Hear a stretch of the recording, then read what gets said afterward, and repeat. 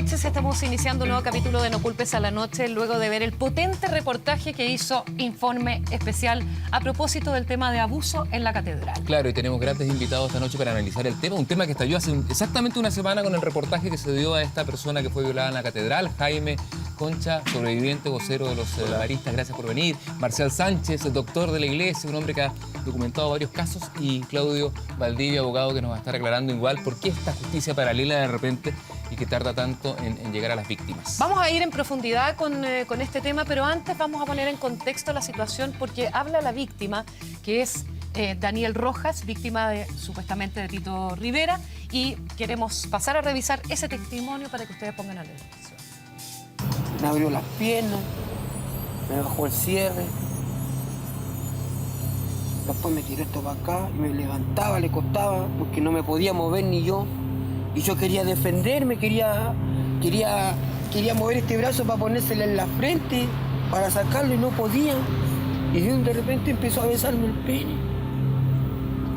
Y yo lo único que podía moverme, y cada día perdiendo más la movilidad. Bueno, ahí hay parte del testimonio testimonio tremendamente dramático, crudo, sí. Dramático, que se dio a conocer recién hace una semana, pero es un caso que viene del año 2015. Del año 2015. Yo quería preguntarle a Jaime, porque hay mucha gente que ha puesto en duda la verosimilitud del testimonio de él por las situaciones en que se encuentra, incluso su propia abogada. Sin embargo, tú estás en condiciones también como víctima de reafirmar muchas de las cosas. Por ejemplo, esto de que se encuentra con Etzati, porque Etzati es una persona que acostumbra a confesar determinados días de la semana en la catedral. ¿Eso es cierto? Mira, aquí yo creo que hay que puntualizar varias cosas. Lo primero es que le tenemos que creer a la víctima, y eso es lo central. O sea, aquí estamos frente a una persona que está afectada por este trauma que significó, piensa tú, él fue un día cualquiera al lugar donde él confiaba, que era la Catedral de Santiago, no cualquier lugar, a pedir ayuda por un problema puntual que tenía para ayudar a su hija. A su hija por un remedio. Por un medicamento. Y entonces él le está contando a una persona que está allí, y aparece Tito Rivera y se lo lleva. Lo saca y se lo lleva. Y entonces él, que iba confiando en una ayuda, termina siendo traicionado en esa confianza, Se supone atacado, que lo drogan, ¿no? Porque eso y es lo que... por lo que uno puede sospechar, seguramente le dieron un líquido que puede ser escapolamina, que seguramente le baja las defensas psicológicas, le disminuye la energía corporal, que facilita el abuso. Entonces, aquí hay un montaje, hay una escenografía ya instalada. Esto no es la primera vez que ocurre. Y tenemos antecedentes de otras situaciones parecidas que ocurren en la catedral. Tú quieres decir, Jaime, que acá hay una acción premeditada. Es que eso es así. Sí.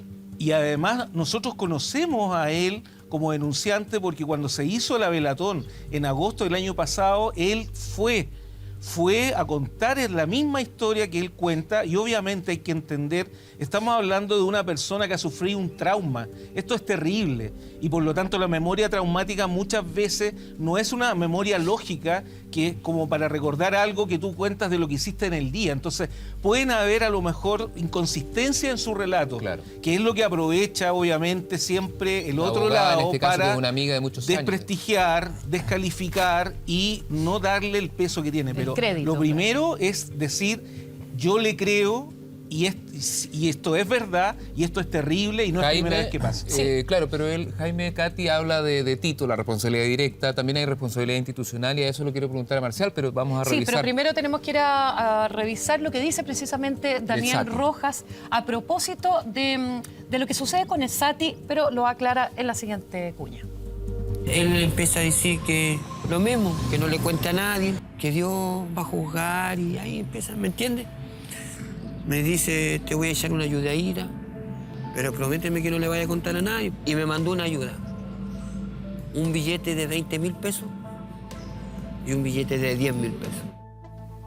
Está bien eso porque se contextualiza, Katy, porque nosotros, el equipo de No Culpes a la Noche, volvió a entrevistar a Daniel un ratito más. Vamos a ver la versión nueva, porque ahí aclara que no fue Etzati directamente quien le dio este dinero, Marcial.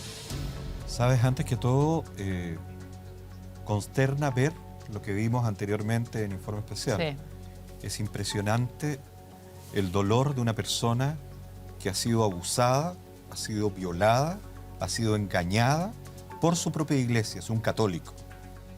Por lo tanto, la gente que vio el informe especial y hoy día nos está escuchando, obviamente debe estar en estado de, no sé si la palabra es shock, pero a lo menos en un estado de pensar efectivamente que en este país estas cosas no pueden suceder. Marcial, Pero tú están decías- sucediendo sí. durante todo el año pasado. Hemos ido descubriendo que lamentablemente la Iglesia Católica, ya iba a tu respuesta, la Iglesia Católica o dentro de la Iglesia Católica se han producido estos hechos que son absolutamente impresentables y menos aún de un cardenal.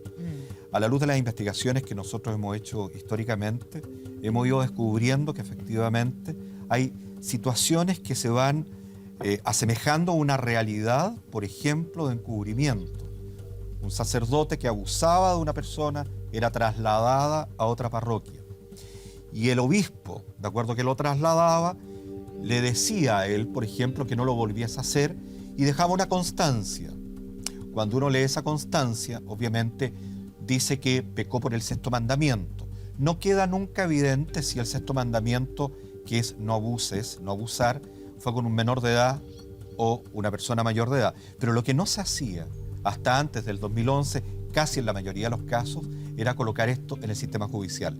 Y ese es un elemento grave, y eso es lo que hoy día están viendo los fiscales. Y una buena Marcial, pregunta para el nosotros abogado. estábamos conversando, vamos a ir inmediatamente con Claudio, pero tú, Marcial, decías antes que entráramos al aire de que, pues yo te decía, nos seguimos sorprendiendo y nos volvemos a sorprender. ¿Y hasta cuándo nos seguimos sorprendiendo?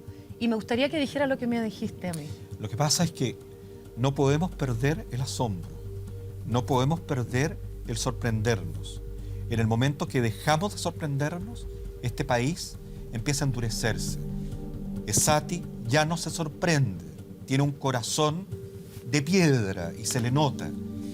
Y la verdad es que eso no puede suceder.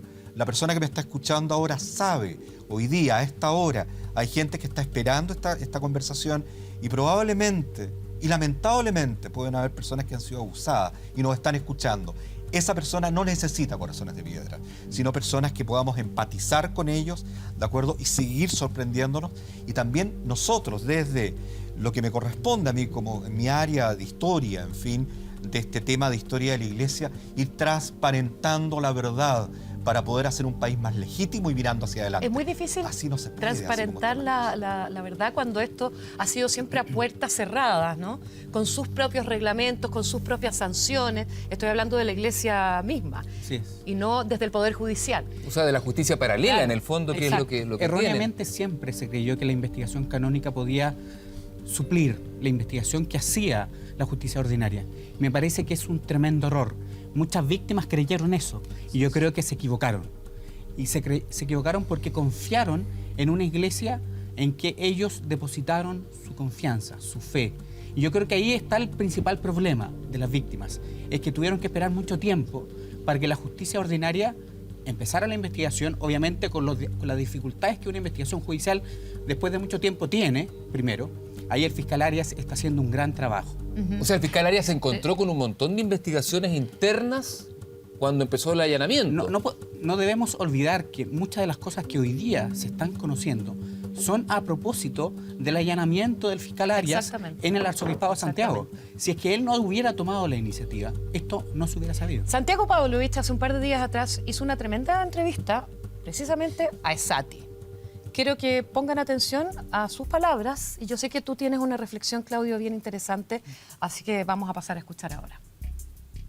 A don Daniel, yo confieso en la catedral, especialmente en la época de Semana Santa, pero yo no tengo conciencia de haber confesado porque no lo conozco y menos todavía de haber salido, de haberle dado un abrazo y de haberle dicho que un sacerdote le entregaría un dinero a nombre mío. Eso no, lastimosamente no es así. Comprendo que él pueda sentir lo que siente y le tengo toda mi estima y todo mi afecto, digamos, también por lo que él ha sufrido. Pero usted definitivamente nunca tuvo contacto con él. No. En definitiva, nunca tuvo contacto con él, directa pregunta, y él dice que no, hay una negación acá. ¿O es su palabra contra la de Daniel? Es que no tenemos que olvidar tampoco que Esati está en calidad de imputado de una investigación. Y esta declaración claramente se inserta para la fiscalía. O sea, en el fondo le está hablando al fiscal Arias, dice Aquí usted. le está hablando al fiscal Arias. ¿Con Y qué motivo? ¿Con A qué ver, objeto? sí, eso. ¿Y por qué lo está haciendo? Porque él tiene que alegar un desconocimiento, una ignorancia respecto a ciertos hechos. Si alega ignorancia, si alega desconocimiento, es muy difícil poder configurar un encubrimiento, porque yo desconocía que había un malhechor, había una persona que estaba generando este tipo de conductas. Sí. Yo le quiero preguntar a Jaime, ¿qué te pasa a ti cuando vuelves a escuchar un testimonio desde el dolor, desde la soledad, desde el trauma? Como tú hablas muy bien de la memoria traumática. Cuando tú eres un sobreviviente, viviste algo similar, ¿cómo te llega un testimonio como el de Daniel? Mira, es terrible, porque uno empatiza como ser humano, pero además se pone en el lugar como víctima. Y entonces uno dice, yo le creo porque él estuvo allí. Es lo que me dicen a mí. Cuando a mí me llaman otras personas, me dicen, yo te vi a ti en una entrevista y yo sé que a ti te pasó lo que a mí me pasó y ahora yo lo puedo decir. Y gracias a lo que yo vi en ti. Entonces, es terrible, primero, constatar que, porque mira, uno sufre, yo sufrí, imagínate, aquí estamos hablando, esto no empezó a ocurrir en el 2015. Cuando yo cuento, a mí me empezó a pasar esto en 1973, a los 10 años. Y entonces, al menos, esto lleva por lo menos más de 50 años pasando. Oh. Y entonces yo me demoré 40 años en poder verbalizarlo, en develarlo, y sufrí solo 40 años. Y entonces cuando tú puedes lograr contarlo a otro, te saca un tremendo peso. Pero por otro lado se te viene un tsunami encima. Exacto. Porque no toda la familia te cree, la sociedad se te tira encima. En el caso mío, el colegio, el Alonso del Silla, la congregación marista, me trató de loco, de desquiciado, de traidor a la iglesia, traidor al colegio, de ¿Lo mismo malagradecido. pasó con tu familia, Jaime? Y con mi hermano, que es profesor del colegio, lo mismo, lo empezaron a hostigar. Entonces, lo mismo que está viviendo Daniel, que la abogada de Tito Rivera dice, pero si es una persona de calle y como las personas de calle Ninguneándolo. debe tener problemas psicológicos, entonces lo trata de denostar a nosotros, que imagínate, somos profesionales, hemos hecho una vida para tratar de sobrevivir, igual nos han denostado. Entonces, a mí lo que me preocupa son las montones de personas que están en estos momentos invisibilizadas, en los campos, en las escuelas rurales, en los hogares del Sename, que se han expuesto a estos sacerdotes perversos que los han llevado, ¿cierto?, a confiar en ellos, que han confiado, son niños, son personas, adultos vulnerables, mujeres que han sido traicionados en su fe y que le han asesinado su fe, que es lo peor que le puede hacer un ser humano. Jaime, después de la entrevista de Pavlovich al cardenal Ezzati, donde niega el conocimiento de Daniel, el equipo del programa volvió a buscarlo, a Daniel. Marcela Tapia lo entrevistó este viernes. Veamos qué dice respecto de lo que niega Ezzati. El cardenal Ezzati dijo que no te conocía a ti, que nunca había escuchado tu nombre. A lo mejor no se acuerda, pero cuando me vea en la sala, en la audiencia, y yo le voy a hacerlo acordar y se va a acordar al tiro de mí, al tiro, se va a acordar. La verdad es una sola, se va a acordar al tiro y se va a acordar que me envió con el padre Pedro, con el que vive acá al frente, con el que ahora hace misa acá en esta iglesia de acá, de la iglesia Veracruz. Acá en el barrio Las Tardes. Sí, el que está acá ahora actualmente acá, porque él ha pasado desapercibido. Cuando me ve se ríe con ironía. Pero cuando a mí me pasó lo que me pasó, él fue el segundo en enterarse de lo que me pasó. Porque a él fue el que le conté, él fue el que me envió a la OPADE. Pero fue el padre Pedro que me entregó a mí los 30.000 pesos. Fue él que cruzó por dentro de la catedral y llegó a la plaza esta de la sacristía y me entrega la plata. La fe nunca la he perdido porque, a pesar de todo, en la situación que he estado, llevando un poquito esta cruz para podar y cortar todo lo que empaña la honra del Señor, he sabido llevarla y he visto los milagros que Él ha hecho en mi vida. De Él me siento orgulloso. Él me deja abrir los ojos todos los días con su misericordia. Él no me ha abandonado. Él me ama. Él me ama. Ahí es un testimonio bien doloroso.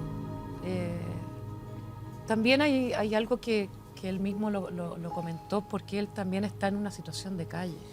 Porque él, cuando cuenta esto a la familia, prácticamente lo sacan de la casa.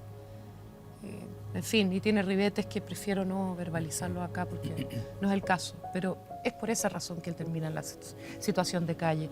Pero hay una sensación de desamparo, porque simplemente no le creen.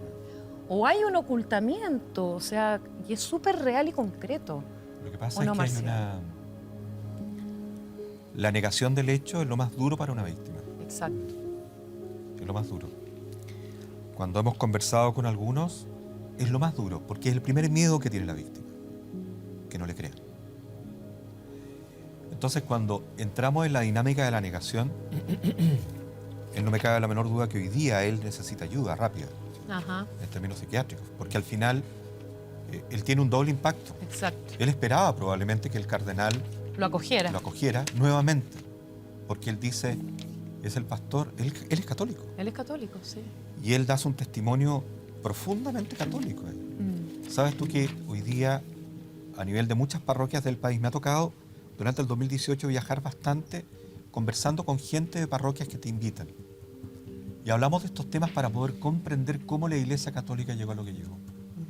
Y sacerdotes que hoy día están haciendo una pega extraordinaria, pero hoy día están callados en su rincón, esperando, no que esto pase, sino están dispuestos a luchar por la verdad. Sí. Y ese hombre habla también de un feligrés que también está luchando por la verdad. Por supuesto. Pero hoy día sí. tenemos una jerarquía, a la luz de lo que hoy día estamos viendo del cardenal, que no está dispuesto. Abogado, Yo le quería preguntarle precisamente al abogado, ¿qué posibilidades tiene Daniel porque dijo, nos vamos a ver en la audiencia a ver si se acuerda de mí? ¿Tiene alguna posibilidad él de lograr justicia respecto a lo que le pasó? Por supuesto. Lo que me parece grave es la posición de la abogada de unos sacerdotes, de buscar desacreditarlo. Porque él vive en situación de calle, no tenemos que creerle. ¿Pero eso no es el trabajo de todos los abogados? Pero me parece que hay formas y formas de hacer el trabajo. Hay formas humanas de hacer el trabajo. Y me parece que una persona en situación de calle se merece todo el respeto que le crean. Y eso significa que, por supuesto, que puede aspirar que en una audiencia confrontes a ti. Y que Pero Sati ¿cómo no lo tenga puede que probar, Claudio? Que es un poco yo lo que Katy pregunta. O sea, ¿cómo se puede llegar a probar estos hechos? Entiendo que hay una demanda de Porque la 350 única millones. prueba, disculpa, es el Es el testimonio, relato, como es el decía relato. Jaime. ¿Ah? Es Por el ejemplo, relato. el hecho de que fue eventualmente drogado porque le dieron un vaso con agua ahí en esa sala de la catedral. El tipo perdió su fuerza, su voluntad. Estaba consciente, pero no sabía cómo oponerse a lo que le estaba ocurriendo. Decía yo que hay una demanda de 350 millones de pesos por indemnización contra el arzobispado. La principal dificultad es el tiempo y los testigos. ¿Cómo tú puedes acreditar? Pero si yo tengo un relato que es consistente, que puede ubicarse en el tiempo, que ubica a esa persona en el lugar, que también hablé con otras personas y que le dieron crédito, ¿por qué a este sacerdote lo sancionan? Es decir, hay una serie de contextos, una serie de hechos que pueden dar credibilidad a ese relato. Y ese es el trabajo del fiscal Arias. Ahora, cuando estos casos se hacen públicos, empieza una cantidad de otras denuncias y que al parecer estamos preparando a Santiago Pavlovich, que va a entrar ahora al estudio precisamente que hizo el reportaje en Informe Especial y también entrevistó a Sati. Pero cuando estas cosas se hacen público, rápidamente empiezan a aparecer otros casos. Sí. Y al parecer este sería también la situación. Mira, perdón, adelante, Santiago. Esa es la importancia, que varias denuncias dan credibilidad a un relato.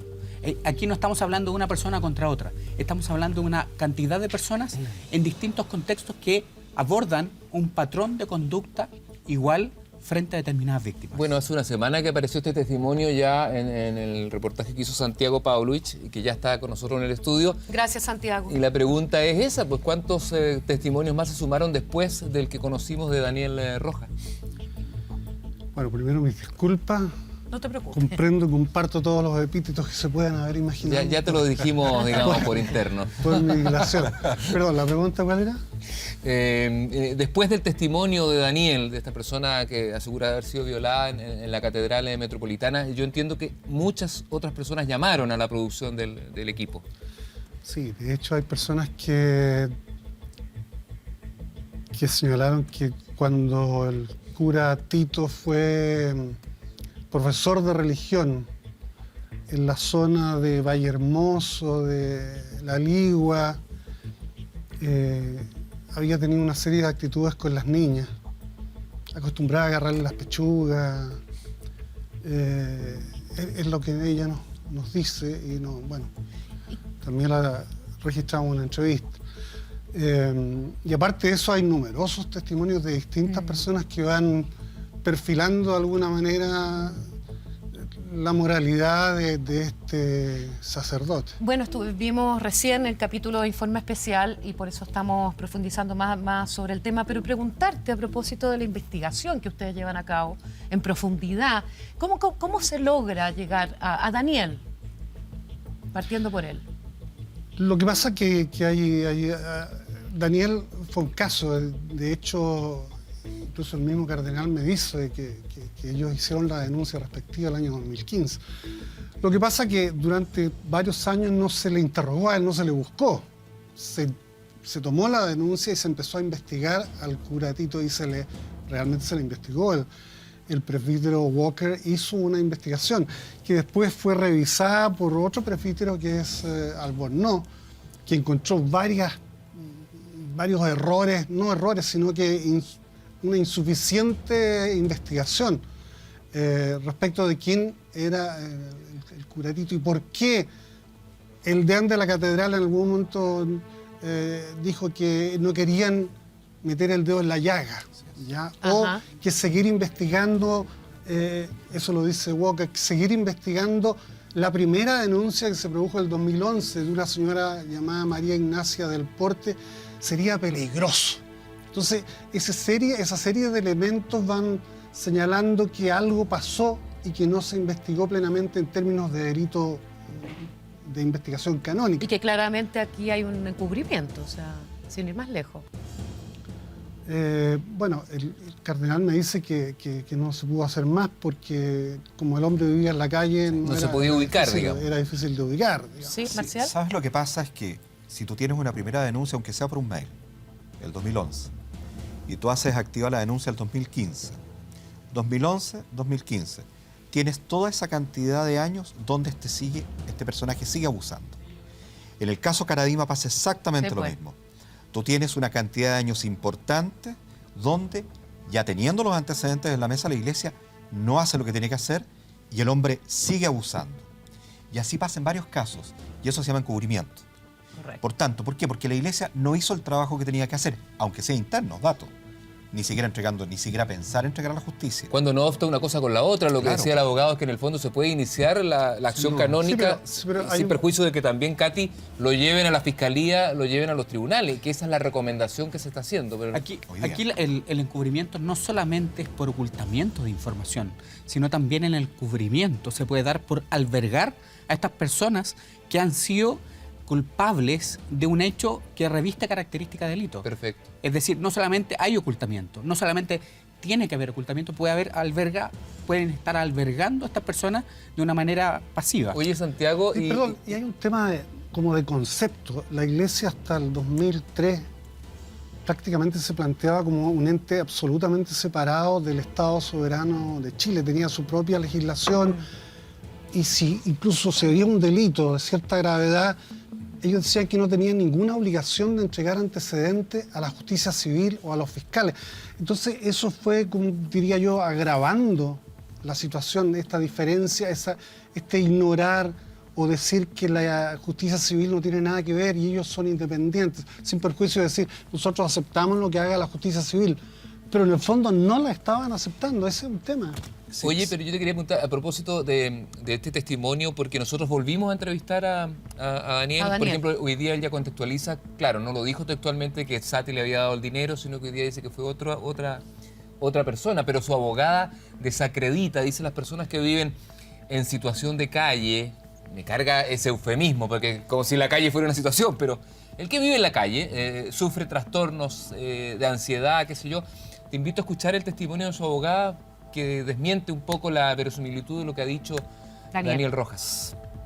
La verdad es que el padre sabía efectivamente de la existencia de 2 procesos canónicos anteriores, pero esto, la verdad es que es difícil calificarlo porque nosotros mantenemos que él ha sido absolutamente inocente del delito por el cual se le persigue, y esto lo afecta no solamente desde el punto de vista de su fe, sino que sabe que además detrás de todo esto se encuentra la posibilidad de imputar al cardenal Sati. Él fue sancionado, y fue sancionado porque él reconoció que, siendo un sacerdote, efectivamente había faltado a las obligaciones de su celibato.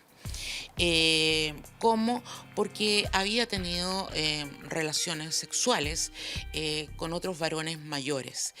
Y algunas relaciones heterosexuales. Un señor que señala ser indigente declara que el padre Tito lo habría forzado a tener una relación sexual en las dependencias de la catedral. Eso lo negamos enfáticamente. Y una cosa es la situación que puede tener este señor, y otra muy distinta, tratar de indagar si este señor efectivamente es víctima de lo que dice haber sido, o en realidad esto es un montaje. Mira, o sea, lo desacredita por todos lados, pero además dice, él fue sancionado al estilo de la iglesia. ¿Sabes lo que pasa? Sí. Que el cura Tito reconoció haber llevado a esta persona hasta su pieza. Sí, claro. No es algo que haya inventado, y además él fue bastante preciso, Daniel, para decir por dónde fue llevado, cómo subió una escala, dónde estaba la habitación. ¿Y que qué le había pasó un baño, físicamente, no? que la ducha estaba suelta, o sea, entregó una serie de datos que indican que realmente él subió. Entonces es muy raro que un sacerdote haga subir a una dependencia más bien íntima, ya como en el Santa Santorum de la catedral, para entregarle un dinero de una colaboración y el resto lo haya inventado. Es raro, por decirlo menos. La abogada dice que, perdone Katy, dice que este hombre padece Parkinson, que tiene diabetes 2, que es insulino dependiente, que tiene cáncer a la próstata, que se ha extendido a la vejiga, que va a ser operado a fines de marzo, que en fin, no tiene la posibilidad de hacer todo lo que supuestamente el testimonio dice que hizo. ¿Marcial? Sí, la gente tiene que entender algo con respecto al tema de cómo se llevan los casos en derecho canónico. Yo creo que es importante eso. Lo primero es que efectivamente tú puedes recibir la denuncia parte de una investigación interna. Primero se hace una previa, que se llama, y en esa previa, bueno, se ve si hay verisimilitud y posteriormente puede haber una profundización del caso. En este tema así se hizo y, bueno, siguió la profundización. Lo que dice la abogada es bien interesante, porque dice que fue sancionado. Efectivamente, el derecho canónico fue sancionado con 10 años, ¿de acuerdo? Eso es muy alto. Dentro del derecho canónico es muy alto. Por tanto, este hombre efectivamente fue acreditado que tenía tendencias homosexuales, no, que era un homosexual y que había abusado, ¿de acuerdo?, de hombres. No sabemos la edad de los hombres. Lo interesante, hombres. Por tanto, obviamente que pueden aparecer más testimonios. Pero yo creo que por ahí va. La primera denuncia, Marcial, es interesante porque María Ignacia del Porte menciona que su hijo tenía 16 años cuando habría sido abusado por el cura. Así es, y eso en el 2011. Ahora llega un mail. A mí me da la sensación, de acuerdo, que obviamente esta señora, yo creo que la señora va a aparecer en algún momento, espero. Sí, claro. De acuerdo, y vamos a enterarnos probablemente de otros elementos ahí, de acuerdo, complejos también. Pero ese tema es interesante porque perfectamente, si ellos hubieran hecho la denuncia a la justicia civil y a la policía de investigaciones, la policía de investigaciones tiene los medios para ver cuál es el IP o cuál es de dónde salió el mensaje. Y este hombre no habría seguido abusando. Ese es el punto. ¿Cuál es tu opinión, Claudio, respecto al testimonio de la abogada? Me parece lo que antes decía, hay formas humanas de ejercer la profesión y me parece que esta forma de desacreditarlo me parece que es poco empática con una víctima. Yo tengo que respetar a la víctima, más allá si le creo o no como abogado defensor. Pero me parece que empezar a contar cuestiones que son de la vida íntima de esa persona como cuestiones médicas. Lo que yo leía del informe. Me parece que eso no corresponde. Me parece que eso raya en la inmoralidad, en la falta ética en el ejercicio de la profesión. Lo complejo aquí es que la Iglesia, y tomo lo que decía Santiago, siempre creyó que su justicia era suficiente para castigar. Y a todas luces nunca lo fue. No es que a partir del 2013 ya no sea suficiente. Es que nunca lo fue. Y yo creo que en la medida que la Iglesia entienda eso y comprenda y sea transparente, entregue toda la información, esto va a seguir sucediendo. Nos vamos a seguir sorprendiendo. Yo creo que la Iglesia debiera tener conciencia de que esto no le está haciendo bien, de que tiene que entregar toda la información. Jaime. Sí, Jaime. Oye, y otra cosa que es importante también señalar es el rol que tiene que tener este pastor, entre comillas. Porque aquí hay un rol que es social, comunitario, llamémoslo así. O sea, es muy importante que Sati, si él hubiera sido capaz de entender lo que está sucediendo, porque, o sea, detrás de esta situación, si yo la veo como un error, como un pecado, ¿cierto? No es lo mismo que yo la vea como un delito o crimen. Y entonces, detrás de cada víctima que logra hablar, hay 9 que están en silencio. Exacto. En ese email aparecen mencionados acólitos que se habían expuesto a Tito. Y David Albornoz, que es el que sigue la investigación y la profundiza, que es el mismo que después toma el caso Marista y nos interroga a nosotros, se caracteriza por profundizar en la psique, en el perfil psicológico de estos depredadores sexuales. Porque Tito Rivera es un depredador sexual.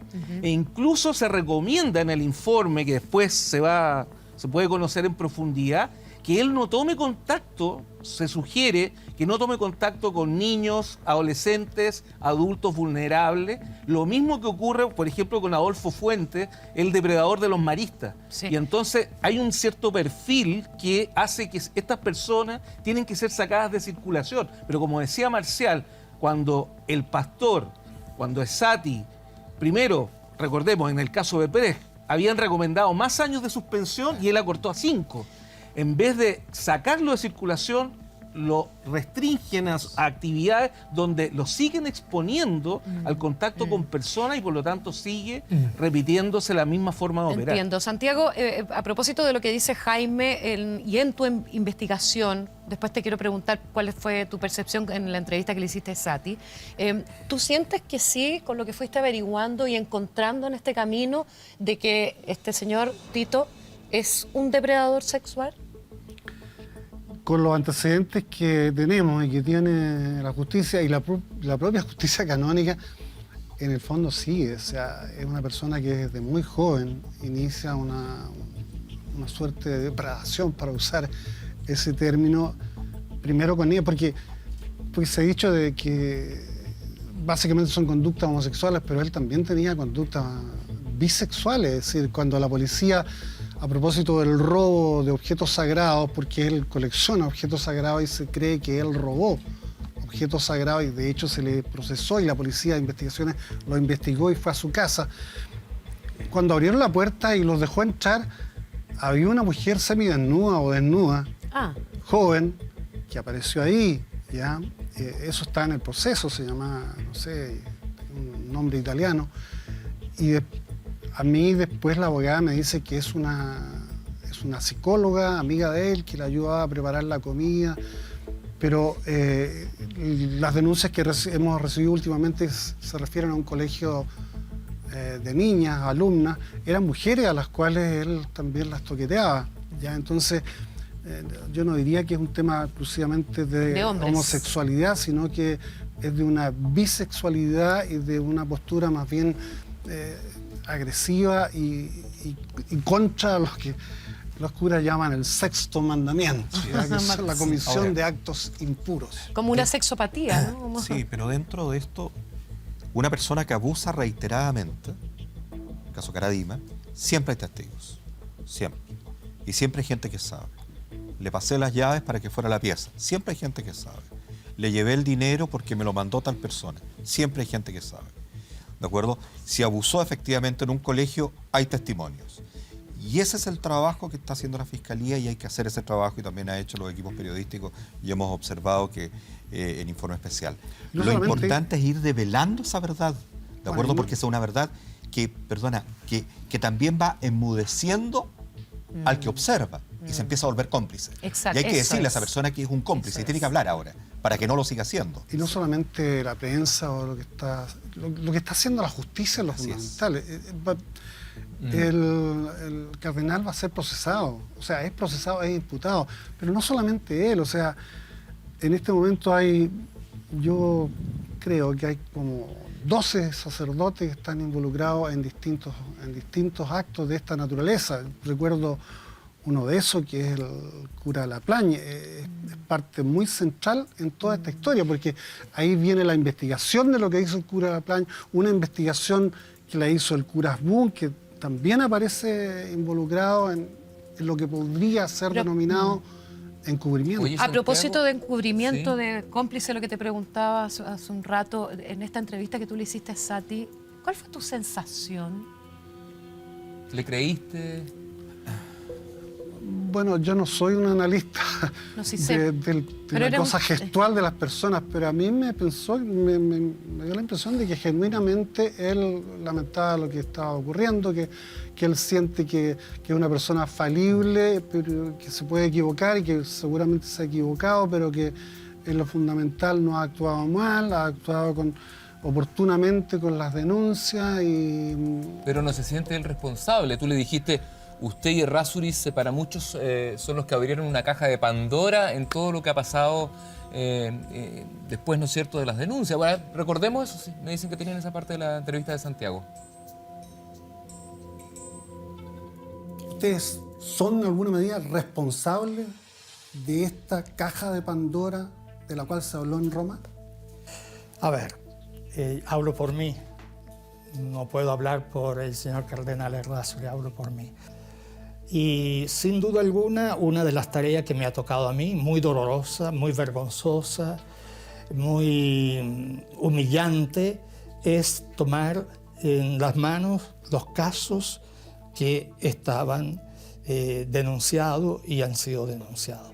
Lo que le puedo decir con mucha transparencia y mucha serenidad, que sin duda alguna podemos haber cometido algunos errores, eso no somos infalibles, no soy infalible, pero que todos los casos que han sido denunciados en la Arquidiócesis de Santiago, de la cual desde el año 2011 soy responsable, todos los casos han sido investigados y todos los casos son investigados, los que denunciaron posteriormente, y están en fase de resolución.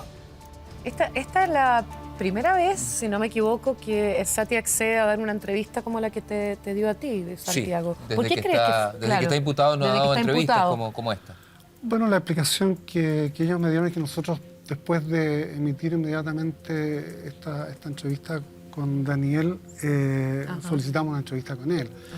Y él no quiso hacer entrevista o dar entrevista cuando todos los medios estaban haciendo la entrevista. O sea, se comprometió a hacer esa entrevista con nosotros. De hecho, había un equipo del Canal 13 que prácticamente ha estado desde madrugada hasta la noche tratando de entrevistarlo, pero él dijo que ese compromiso lo asumía en relación con esta acusación de Daniel.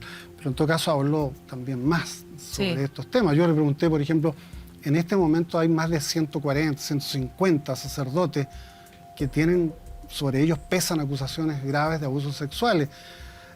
150 sacerdotes de un total, Marcial lo sabe mejor, 600. de un total de 2.300 yo pensé que- sacerdotes. pero- Él hizo el cálculo, es un 7%, que es una cifra muy alta de todos los sacerdotes chilenos involucrados Lo en que abusos pasa es que sexuales. si tú tienes... ¿De qué habla eso también? ¿no? Son 255 víctimas más o menos. Estamos con 146 sacerdotes. Si tenemos 2.300, es cosa que la gente saque la cuenta en el porcentaje. Es lo mismo que pasa, por ejemplo, de acuerdo en Filadelfia. De acuerdo, tienes el mismo porcentaje. De ¿Un acuerdo, 7%, un sí, 10%? más o menos. Ahora, cuando tú sacas ese porcentaje, el mismo porcentaje de atrocidad dentro de la iglesia que sucedió en ese lugar, es lo mismo que está sucediendo acá. ¿De acuerdo? Por eso es tan grave. Sí, Ahora, claro. yo me quiero remitir a un tema de una pregunta muy buena y que se la agradezco mucho te la agradezco, que es la caja de Pandora. ¿Sabes por qué? Porque al abrir una caja de Pandora es tremendo, ¿de acuerdo? Es lo peor que puede suceder, los demonios, los olores. Es la ¿de acuerdo? fuente de todos los Es la males. fuente de todos los males. Y que diga eso la persona que hoy día, ¿de acuerdo?, fue capaz de poder venir en 2 oportunidades al país, que tiene más de 3.200 fojas de investigación, que Bertomeu hoy día está llevando a cabo la investigación de acuerdo a esas hojas, que hay varios juicios canónicos que están partiendo a la luz de esas denuncias que se hicieron en ese momento. Él tiene, ese hombre, Chicluna, tiene toda la potestad para poder decir lo que diga.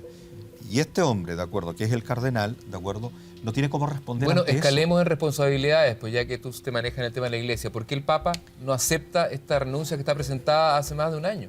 Sabes que el Papa tiene un problema serio en el Vaticano, si nos metemos en ese tema. El Papa está bajo fuego cruzado serio hace rato, ¿ya? Y cuando digo eso, el Papa cuando aparece la primera vez dice recen por mí, sabía lo que venía, ¿de acuerdo?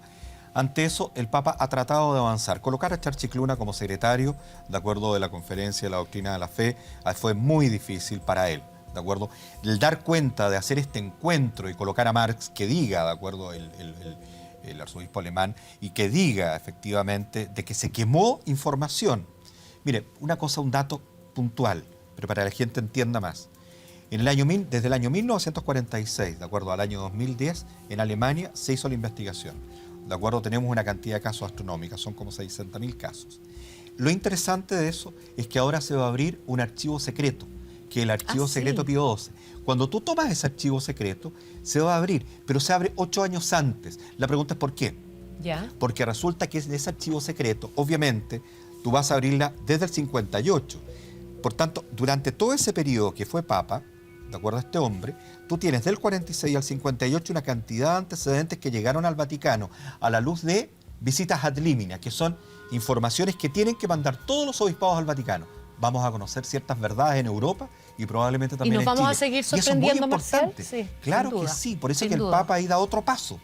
Y que la gente recién, a nivel mundial, se está empezando a dar cuenta del tremendo paso que se está dando. Tú sabes Marcial, que Marcial, ¿no será que no tiene a quién nombrar en reemplazo de...? Y volviendo a esa pregunta, yo creo sinceramente que... Claro. no queda gente, dice Santiago, ya no queda gente. La verdad que el Papa ya se le hizo la pregunta en el Vaticano hace un par de meses atrás y dijo hay que buscar a la mejor persona porque no existe, eso lo dijo. Lo otro es que por los antecedentes que tenemos, los que nos dedicamos a estos temas, sí, yo creo que la persona tiene que llegar pronto. Ahora, podría ser de afuera también, ¿eh? Lo que pasa ¿Alguna es que vez se mencionó al propio Bertomeu? No, es que Bertomeu estaba sobre la mesa, si era verdad eso. Y eso es verdad a la luz de que efectivamente Bertomeu empatizó mucho con las víctimas. Y yo no descarto nada, la verdad, a esta altura. Y me encantaría que llegara una persona, de acuerdo, que tuviera potestad sobre el resto. Porque, dato, ojo, por favor, el arzobispado de Santiago no se maneja solo. Dentro hay un grupo importante también de gente que trabaja. Y hay un grupo importante de personas que lo han pasado no muy bien dentro también, de acuerdo a la luz de esto. Yo pienso en los periodistas, oye, que tienen que decir cosas que trabajan en el Departamento de Comunicaciones, pucha, que les cuesta dar la cara a los colegas de ustedes ahí para poder estar diciendo cosas que a veces ellos no quieren, ¿no? Es que no puedo dejar de pensar cuando tú dices lo difícil también que ha sido para el Papa, pero yo creo que esa venida a Chile fue clave. Y fue clave por lo que pasó con Hamilton, con Murillo y con Juan Carlos Cruz. Que ellos no se quedaron callados al ser ninguneados por el Papa en ese momento, o desacreditados por el Papa. Y algo sucede ahí.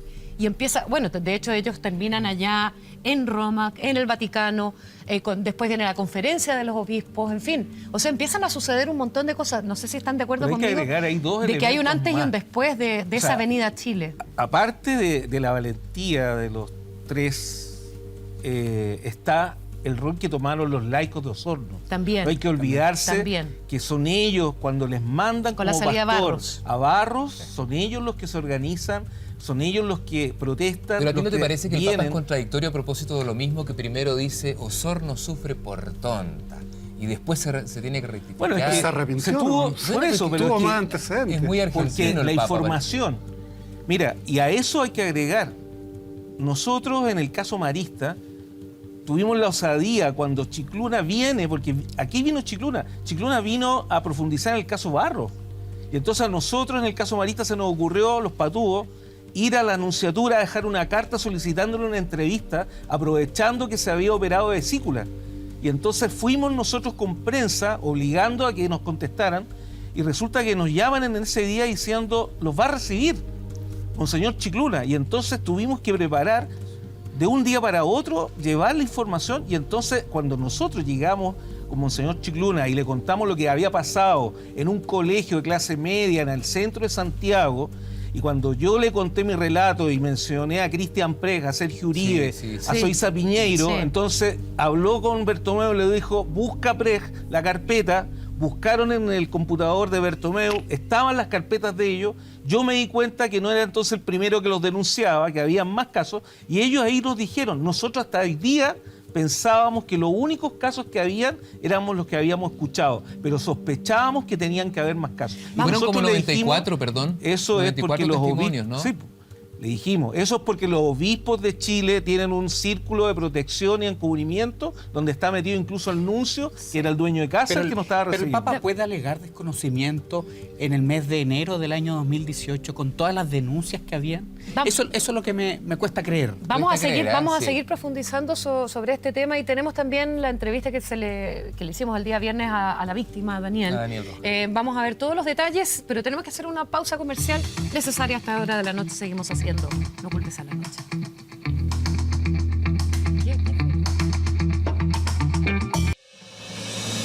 Bien, estamos de vuelta a la pausa. Yo me imagino que los que están pasando también en sus casas seguimos con la conversación aquí muy apasionadamente. Y la verdad es que escucharlos a ustedes ha sido tremendamente valioso. Y estábamos hablando de la responsabilidad que también tiene el Papa en mantener a cardenales, están cuestionados, se está discutiendo. Santiago también le preguntaba si se le quita o no la nacionalidad, es un hombre que lleva más años en Chile que en su Italia natal. Mira, lo que pasa es que el Papa le creyó a Pell, ¿de acuerdo? El obispo, el cardenal australiano, que ahora se supone que en abril sale ya la condena, ya fue condenado, pero se ratificaría esa condena. Le creyó hasta el final, ¿de acuerdo? Y al final el hombre que estaba a cargo, ¿de acuerdo?, del Banco Vaticano, ¿de acuerdo? Y le cree hasta el final. Le cree a Barros hasta el final, hasta que una colega de ustedes le coloca efectivamente el micrófono, ¿de acuerdo? También le cree. Lo más fuerte y duro para el Papa fue que efectivamente en la visita a Chile fue cuando Miley lo llama, ¿de acuerdo?, el cardenal norteamericano, y le dice, usted se equivocó, Papa, es decir, usted es sumo pontífice, usted se equivocó, ¿de acuerdo?, porque primero están las víctimas. Y ahí es donde el Papa empieza, manda el equipo, en fin, y empieza a reaccionar. La reacción. Claro. Bien, yo lo que quiero decir con esto es lo siguiente. El Papa tiene, cuando parte su pontificado, él tenía 3 elementos claves que tenía aquí. Primero, la reforma a la curia, que era clave que ya venía con Benedicto, ¿de acuerdo? Segundo, la reforma a las comunicaciones, ¿de acuerdo? Y después también el clima interno, que se llama no solamente acá, sino a nivel de lo obispal, y también las relaciones que existían con las iglesias orientales. Eran 3 elementos. Pero ya había, en el año 2002 había saltado con el Boston Globe, había saltado el caso Boston, ¿de acuerdo? Le había repercutido a Benedicto. Pero este tema, el Papa no lo tenía dentro de la mirada. La venida a Chile lo hace colocarlo sobre la mesa. Pero también hay cosas contradictorias en el Papa Bergoglio. Por ejemplo, la muerte de Bernard Law. ¿Él no fue al hacer la misa fúnebre de Bernard Law? No, o sea, es como contradictorio Pero Claudio, yo creo que el problema no es el Papa, es la Iglesia Católica. La Iglesia Católica es un concepto, es cómo se están haciendo las cosas. Es decir, ¿qué pasa con el sacerdocio? ¿Qué pasa con el celibato? ¿Cuál es la relación de los sacerdotes con la sexualidad? O sea, ahí hay una serie de vicios. Se acaba de publicar en un libro del señor Martel que dice que el 80% o más de toda la gente, todos los sacerdotes que trabajan en el Vaticano son homosexuales. Entonces, la Iglesia es un refugio para homosexuales.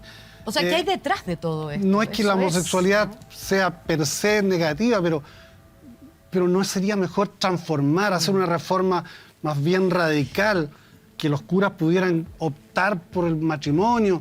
Es decir, cosas que son mucho más fundamentales que sacar o poner a un papa o si dijo o no dijo esto. ¿Estos problemas tienen que ver con el celibato, Yo creo que bueno, no sabemos. Yo creo que es una pregunta que uno se hace. ¿Psicológicamente están unidos? Es que claro que sí, pues el celibato...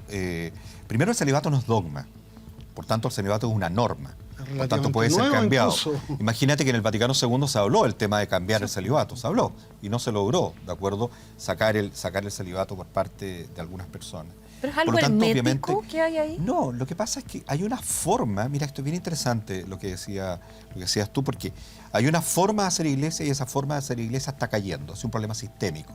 Hoy día hay un problema y una crisis sistémica. Mira, yo no puedo dejar pasar que en Chile existe un grupo de católicos que se llama Red Laical. No puedo dejarlo pasar, ¿sabes por qué? Porque esa red laical se ha autoconvocado como católicos para poder colocar una nueva forma de hacer iglesia, ¿de acuerdo? Pensando en una nueva iglesia. Por tanto, hoy día en Chile están pasando cosas desde las propias bases. Cuidado, en esa red laical también hay sacerdotes y monjas. Desde las propias bases, tú tienes ese movimiento. Tienes el movimiento de las víctimas que tú lideras, ¿de acuerdo? Que es un equipo. Por otro lado, tienes un grupo de investigadores, ¿de acuerdo? Que yo estoy sentado acá, podría haber otro, ¿de acuerdo? Que estamos trabajando en eso.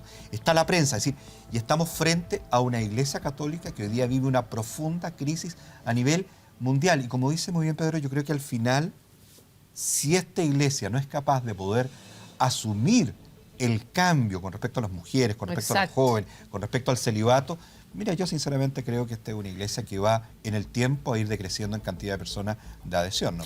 Vamos, dame un segundo, Jaime, te voy a dar la palabra porque tenemos que hacer otra pausa, pero muy cortita, volvemos con lo que tú quieres decir y también otra parte del testimonio de la víctima, que es Daniel, acá en No Ocultes a la Noche.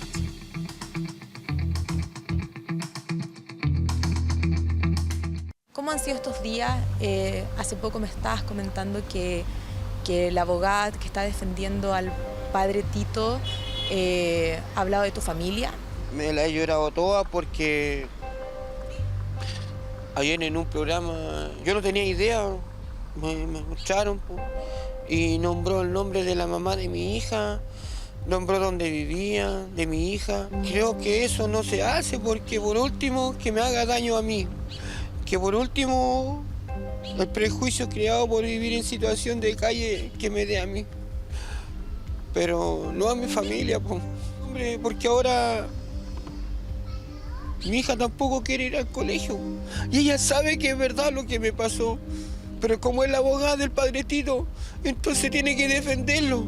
Estoy cansado porque esta señora quiere como que demostrarle a la sociedad de como que yo quiero lucrar con esto, como que yo no sé si me quiere ver como un alcohólico, como un drogadicto. No, pues si yo estoy aquí por lo que me pasó, y si yo no le he contado, porque yo no le he contado a nadie, porque yo no, es un tema tan delicado, yo no le puedo andar diciendo, oye, ¿sabes que yo fui violado en la catedral? Oye, ¿sabes que no? Porque nadie me va a hacer contención de lo que me pasa, porque yo no voy a abordar a una persona que no está preparada para contarle lo que me pasa. No les basta que me han alejado de mi propia familia. No les basta haber perdido todas mis piezas dentales por comer de la basura. Crudo testimonio, Jaime. Mira, yo quisiera ir puntualizando que, como decía Santiago, esto no es un problema de la Iglesia Católica. Tenemos que también hacerlo parte de nuestra sociedad y de nuestro país. Y entonces yo quisiera pedirle al Parlamento de Chile que apruebe la imprescriptibilidad del abuso sexual infantil. Que el presidente de la República, así como se está preocupando de lo que pasa en Venezuela, también se preocupe de lo que nos hicieron a nosotros, ciudadanos chilenos, la Iglesia Católica acá en Chile, y por lo tanto le hemos pedido. Es necesario, porque mira, esto va en relación a la paz social, si esto es terrible. O sea, aquí han asesinado la fe de mucha gente. Y entonces, si estuviéramos en Estados Unidos, un país donde cualquiera tiene un arma, te aseguro que hubieran aparecido montones de sacerdotes asesinados por la rabia acumulada de los familiares y de las víctimas al no encontrar empatía y justicia. Y entonces, es fundamental una comisión de verdad, justicia y reparación. Mira, no puede haber justicia si no hay sanación. No puede haber sanación si no hay acompañamiento. Y el trauma es tan severo, es tan grande, las consecuencias son terribles para las víctimas, que es necesario que el Estado acompañe a las personas y que haya un acompañamiento integral, que el que esta persona como denunciante no está recibiendo, lo estamos abandonando todo, y es lo que tenemos que hacer es acompañarnos. Gracias Jaime. Lamentablemente se nos fue el tiempo. Bueno, y a Santiago, gracias, porque gracias al reportaje de él estamos de vuelta en este tema, hablando, ¿no es cierto?, durante ya una semana, Katy. Así es. Gracias, Santiago, por venir. Finalmente llegaste. Y fue muy valioso tu aporte. Gracias, Jaime. Gracias, Marcial. Gracias, Claudio. Y gracias a ustedes también en sus casas por estar atentos a este programa, Claudio, que ha sido tremendamente interesante. Y ya nos veremos en un próximo capítulo, mañana lunes. Que esté muy bien.